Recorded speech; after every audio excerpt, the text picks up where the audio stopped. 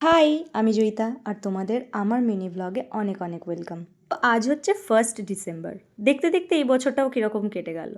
এই বছরেও যেমন অনেক খারাপ আমার সাথে হয়েছে, সেম ভালোও অনেক কিছু হয়েছে। এমন কিছু কিছু মানুষকে আমি আমার জীবন থেকে বিদায় দিয়ে দিয়েছি, যারা থাকলে হয়তো আমার লাইফটা একদম টক্সিক হয়ে উঠতো। আর এছাড়াও আমি কিছু মানুষকে এমন পেয়েছি, যারা পাশে না থাকলে আমার এখন মনে হয় যে আমি কিছুই না তাদের ছাড়া।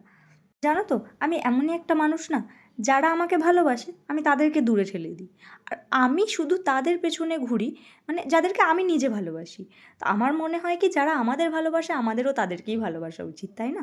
আরও অনেক কিছু ভেবেছিলাম 25 সাল নিয়ে, যে অনেক কিছু করব, অনেকটা এগোবো। বাট কিছুটা হয়েছে, সবটা হয়ে ওঠেনি।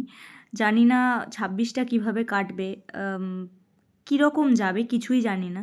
তবে চেষ্টা করব সবসময় নিজেকে ভালো রাখার। আগে নিজেকে ভালো রাখবো, তারপর অন্য কাউকে। টাটা।